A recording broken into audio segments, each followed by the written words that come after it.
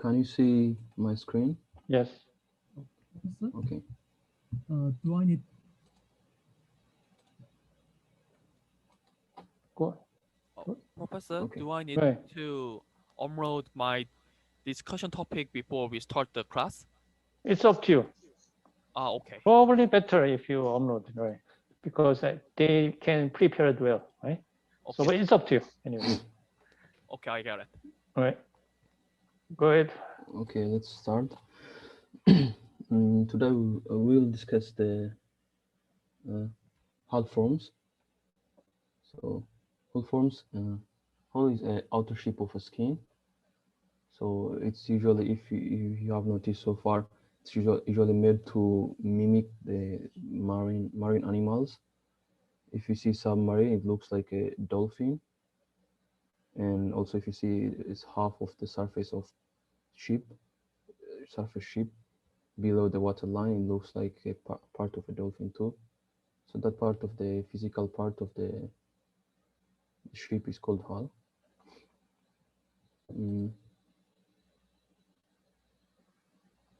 This is the Wikipedia link. I'll go to the next part. Okay, next slide.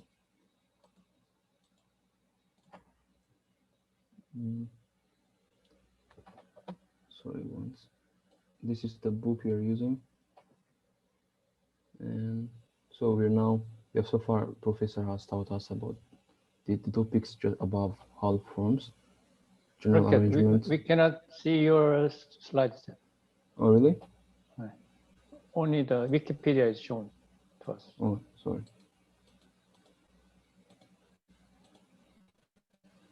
Okay. Right, it's okay now. So this is the reference book we are using.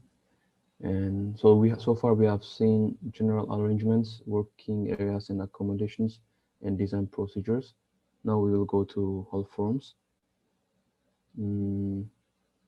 This is chapter 5. It's the chapter we're going to discuss. The sections are general considerations, hull form definitions, and line drawings. And we'll be looking at hydrostatics and not hydrodynamics for this section. Okay. So this is a picture from Korean National Museum. It's if you can read it, from the right side of the picture, it's turtle ships that were used during the Japanese invasion of Korea in the late 16th century. The commonality about these ships is they all have like kind of a turtle body shape, and at the front also they have like a dragon shaped weapon, and this is one form of ship hull design. So we're going to discuss as a case study this ship and another ship used by the Japan during those invasion times. I think it's good if you first watch this video about these turtle ships, its design and its structure. It will give us a good introduction to that ship. Can you see the video?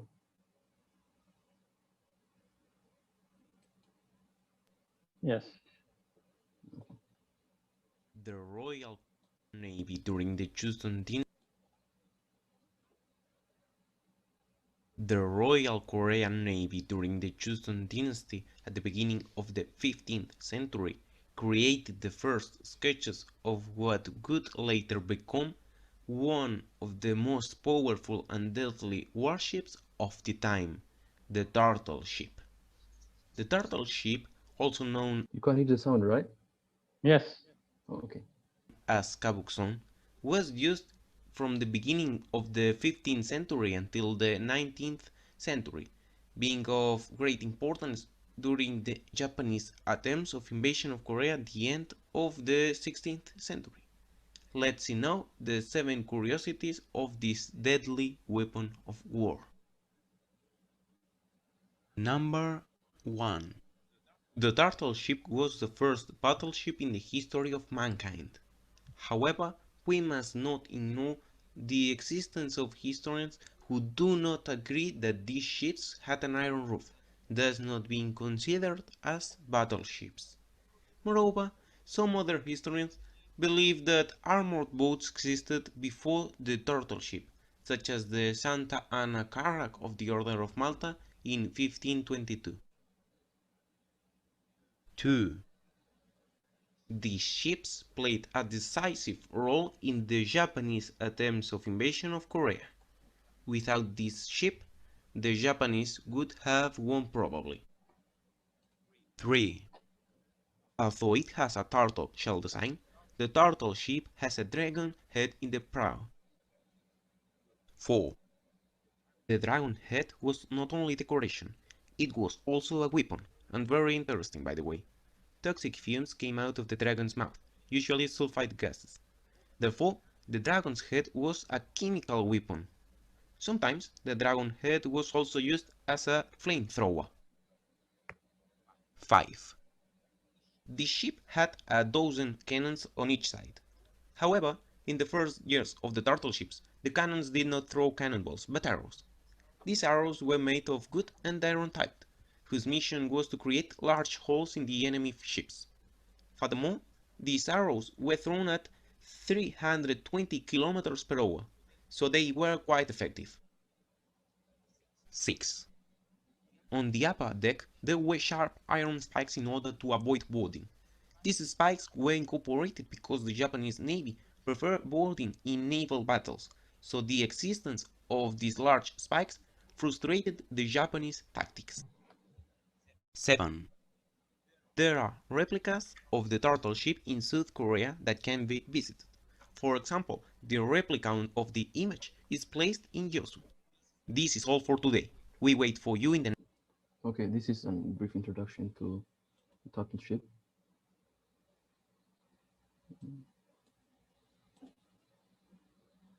Okay. So this is one of the ship we are going to look at, and another one is this ship. This is a Japanese ship used in the same war. So we can see the different ships have different hull forms and different shapes and sizes. So we're going to look at them like and compare them and look at the pros and cons of those shapes and sizes. Here, these are the basic hydrodynamic elementary diagrams for 3D objects. It's not 2D objects. So the one above is like on the first one is not a circle but a sphere, and the second one is not a half circle but half a sphere. So it's just depicted here as a 2D object. It's the cross section of the 3D object. So we can see the drag coefficient here. If you have taken a course in fluid mechanics, you would by now drag coefficient is a parameter of how much the resistance force from in our case water or any fluid is to the specific shape. So we can see here the highest one is for short cylinder. It's 1.15. That means it's harder for a short cylinder to move inside water because of higher drag and resistance. And the lowest one is for a streamlined body. It's 0.04. So it looks like a shape of an airplane wing, and it's 11 times lower than the one for short cylinder. So we can see the turtle ship looks like a sphere at the top. This one, sphere at the top, not exactly, but it's more similar to that. And Japanese ship looks like more like streamlined body, so it's a bit faster, yeah. So here we see on the left the base or heart of the turtle ship, and on the right we see the Japanese ship. So it's a bit slender in shape. The Korean turtle ship it's a bit bigger because it has a cannon gun. It has to support the cannon gun, which is really big, as you can see here on the top above the ship. So this cannon gun is like it's it's important to target an enemy force in a long range. But the Japanese ship, it just has a rifle, so its rifles are much lighter. So the fact that it's the ships are smaller, it's okay. So that's, I think, based on that consideration, it's made to be bigger or smaller. This is the same as the slide we have just seen previously. It's a ship effects of ship on drag. It's from NASA Glenn Research Center. We can see here sphere and airfoil have the one of the lowest drag coefficients, but still the airfoil has much lower drag coefficient, and this is based on after normalizing the area, the frontal area. So that means we're comparing relatively like similar areas for different objects. This is a small-scale experimental battle simulation. Simulation of I think the Korean and Japanese war. So we can see turtle ship in the middle. It's a big one, and the Japanese ship, the smaller one, just to the left of it and also to the right of it. So this is just to, I think it's a simulation. I'm not sure where it is, but probably in Korea or in Japan. But maybe in Japan, I think in the background I see some Japanese characters, I'm not sure. And to wrap it up, this is the comparison of the two ships. So to begin with, this comparison is based on especially the cost is based on per ton or per the number of people on board. So although the two ships like support different number of people or different amount of material, we are going to normalize that and compare them. So as you have seen the picture, the turtle ship of Korea, it's really wide and it's also shorter. But the Japanese ship, it's called Sekibuni. I'm not sure about my pronunciation. It's narrower and it's longer, so we call it slender. The pros are the turtle ship is because of its larger size, it's stable. It has more deck area. That means it has more area to work around, and also supports more maybe soldiers. So it's important. But the Japanese ship, its importance, its pro is easy to propel, so it's faster, and the cost is cheaper. Turtle ship is cheaper, and this is based on like per number of people on board. It's not like one Japanese ship versus one turtle ship, but it's based on the number of people on board. And the Japanese ship, it needs smaller power to propel because of its smaller size. And the speed, Japanese ship is faster and turtle ship is slower a bit. And each of them have like their own pros and cons. So these are the brief comparisons. So we're now going to look at owner's requirement for ship design. So usually, say a navy wants to a new ship, then it's usually built in a shipyard that's usually owned by private companies. For example, we can take as an example the Hyundai Heavy Industries ship manufacturing facility in Ulsan. It's located at the southeastern part of the Korean Peninsula. It's the largest shipyard in the world. So usually these are the specifications so we took as an example, in Navy wants a ship, so they usually specify the ship type, the dead weight or the payload, the capacity, speed, design limitations, and special requirements in addition. So dead weight, as we have seen previously, is the ship's cargo lifting capacity, and payload is also capacity is also kind of related, similar thing, but it's based usually on in terms of volume, not mass. And this is the CO2 efficiency for various cargo carriers. It's a picture from Japan by, I think, a scholar called Koichi Yoshida. It's presented in KAIST seminar back in 2010. So It's report of the International Maritime Organization on greenhouse gas study. So we can see ships, bigger ships are more efficient. So the x-axis here shows the carbon dioxide amount released in gram per ton per kilometer. So the CO2 efficiencies for various cargo carriers and the amount of carbon dioxide emissions in gram for a new ship to sail 1 kilometer carrying 1 ton cargo. As you can see, the ship is the most energy efficient transportation.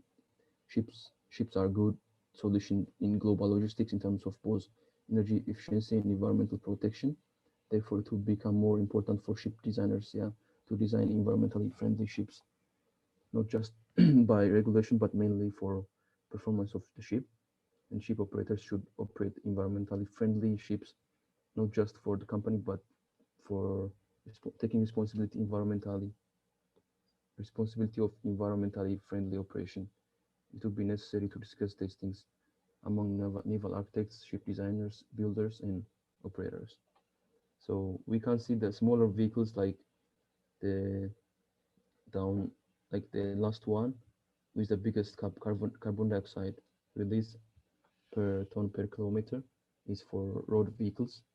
So we can see ships are much more efficient. Thus, they are used for transportation of like a huge amount of logistics throughout the world. This is also related to eco-friendly concept design. It's a green ship concept from NYK. NYK, if you're not familiar with it, it's a Japanese shipping company. I think it's like Korean equivalent for, I'm not sure. Yeah, I'm not sure. Yeah, it's a concept design. It's called Super Eco Ship 2013. I think they plan to bring this concept design into reality by 2013. This is the table shows a comparison between conventional vessel and this concept ship.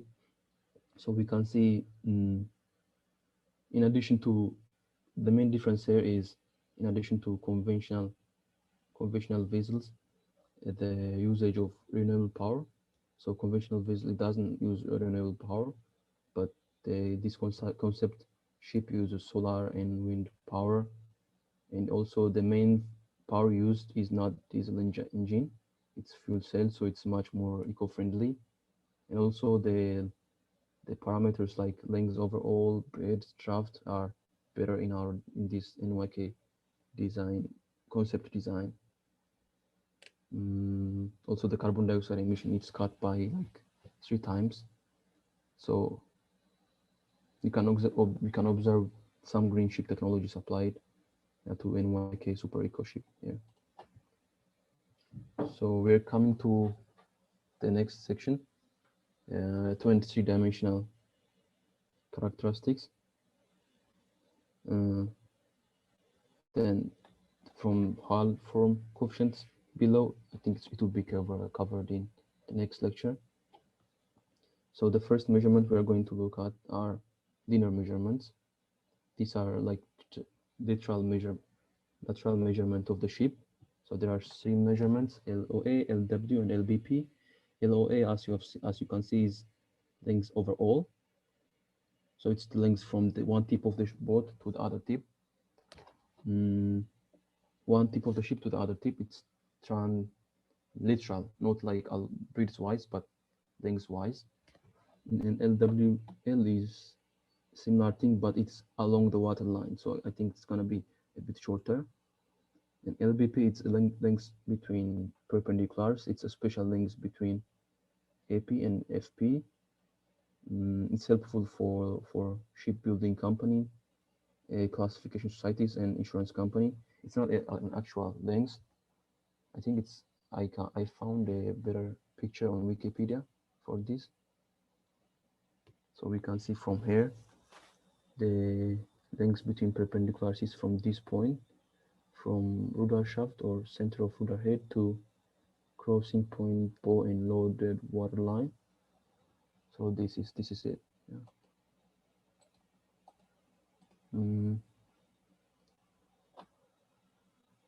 Okay, now we are going to see transverse measurements.